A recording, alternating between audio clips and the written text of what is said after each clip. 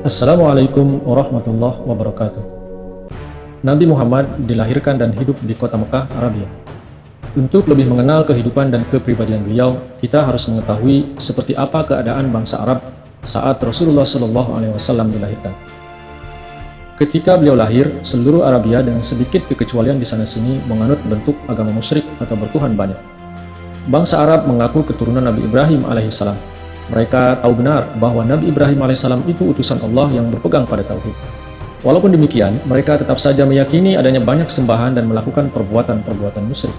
Sebagai pembelaan diri, mereka mengatakan bahwa beberapa manusia sangat menonjol perhubungannya dengan Tuhan. Syafaat mereka bagi orang lain diterima oleh Tuhan. Namun, bagi orang-orang kebanyakan sukar dapat sampai kepada Tuhan. Hanya manusia sempurna dapat berhubungan langsung dengan Tuhan. Oleh karena itu, orang-orang biasa harus mempunyai perantara guna menghubungkan mereka dengan Tuhan. Dengan pendirian demikian, mereka berhasil memadukan rasa takzim kepada Nabi Ibrahim alaihissalam dengan tidak kemusyrikan mereka.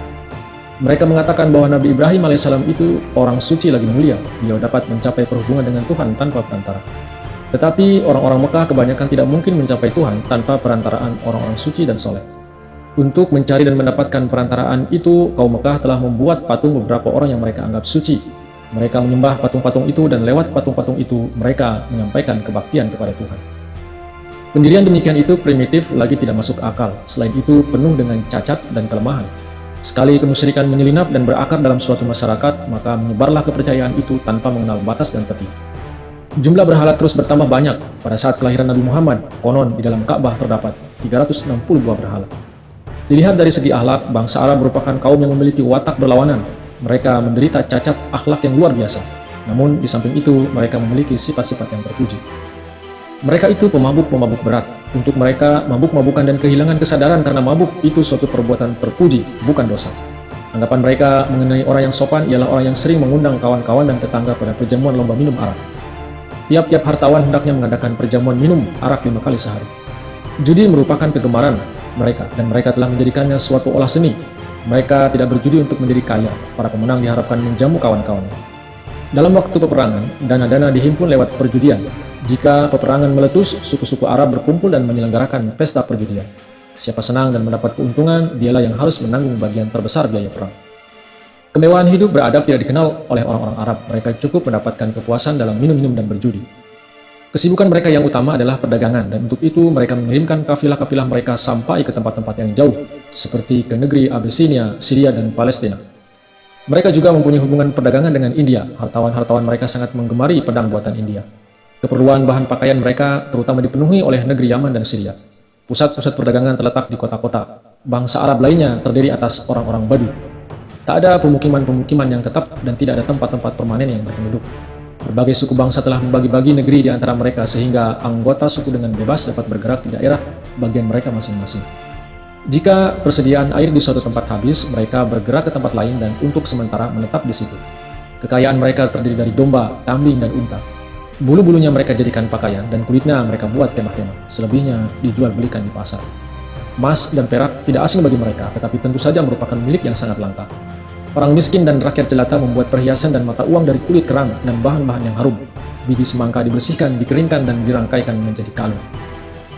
Kejahatan dan perbuatan asusila yang bermacam-macam bentuknya merajalela. Pencurian jarang terjadi, tetapi perampokan adalah hal yang lazim. Menyerang dan saling merampas dipandang hak turun-temurun. Tetapi di samping itu, mereka sangat setia pada janji. Di dalam segi ini, mereka lebih daripada bangsa lain. Jika seseorang pergi mendapatkan seorang pemimpin atau suatu suku yang berkuasa dan minta perlindungan, maka pemimpin atau suku itu merasa berkewajiban melindungi orang itu. Jika hal itu tidak diberikan, kehormatan suku itu jatuh di mata seluruh Arab. Keramahan terhadap tamu dipandang sebagai sifat kemuliaan bangsa. Seorang musafir yang tersesat diterima sebagai tamu terhormat oleh suatu suku. Ternak terbaik akan disembelih untuk menjamunya dan penghormatan sebaik-baiknya diperlihatkan. Mereka tidak menghiraukan siapa yang datang berkunjung. Untuk mereka cukup bahwa ada tamu datang. Kunjungan itu dipandang sebagai sesuatu yang menambah nilai kedudukan dan wibawa suku. Maka menjadi kewajiban suku itu untuk memuliakan tamu. Penghormatan terhadapnya berarti penghormatan diri sendiri. Wanita tak mempunyai kedudukan dan hak dalam masyarakat Arab. Di antara mereka ada yang beranggapan bahwa membunuh anak perempuan adalah perbuatan yang terhormat.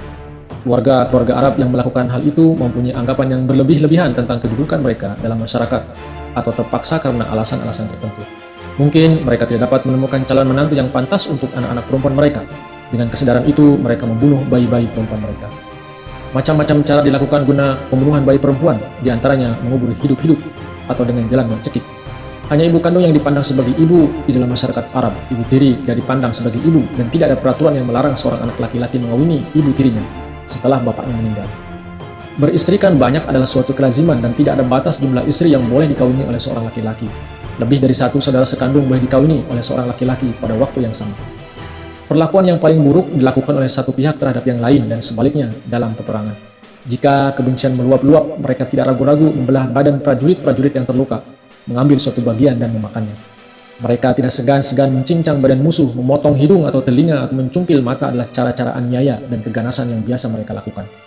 Perbudakan begitu meluas, suku-suku lemah dijadikan budak. Seorang budak tak mempunyai hak, tiap tuan berbuat sesuka hatinya terhadap budak-budaknya. Tidak ada tindakan dapat diambil terhadap tuan yang menganiaya budaknya. Seorang tuan dapat membunuh budaknya tanpa dituntut pertanggungjawaban.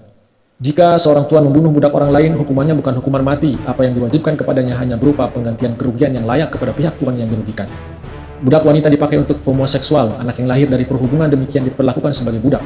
Budak wanita yang sudah menjadi ibu tetap menjadi budak. Dalam bidang kebudayaan dan peradaban, bangsa Arab merupakan kaum yang sangat terbelakang. Belas kasih dan tenggang rasa terhadap satu sama lain tidak mereka ketahui. Tapi di samping sifat-sifat buruk mereka, bangsa Arab memiliki sifat terpuji. Misalnya keberanian kadangkala mencapai peringkat mutu yang sangat tinggi. Kemudian bangsa Arab sangat gemar akan ragam budaya berpidato. Perhatian mereka sangat besar terhadap bahasa lisan dan amat bergairah untuk menggalakkannya. Pemimpin-pemimpin diharapkan mempunyai kesanggupan besar berpidato, juga mengubah syair-syair.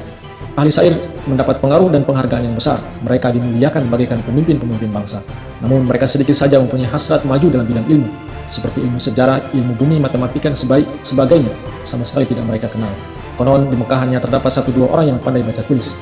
Dan demikian karena mereka merupakan penghuni padang pasir dan karena terpaksa harus mampu mengetahui jalan di padang pasir. Tanpa bantuan tanda-tanda, mereka mengembangkan perhatian besar kepada ilmu falak atau astronomi. Di tengah-tengah kaum bangsa demikianlah Nabi Muhammad Rasulullah SAW dilahirkan. Simak kelanjutan sejarah hidup Nabi Muhammad ini di episode berikutnya, masa kelahiran Nabi Muhammad. Terima kasih. Assalamualaikum warahmatullahi wabarakatuh.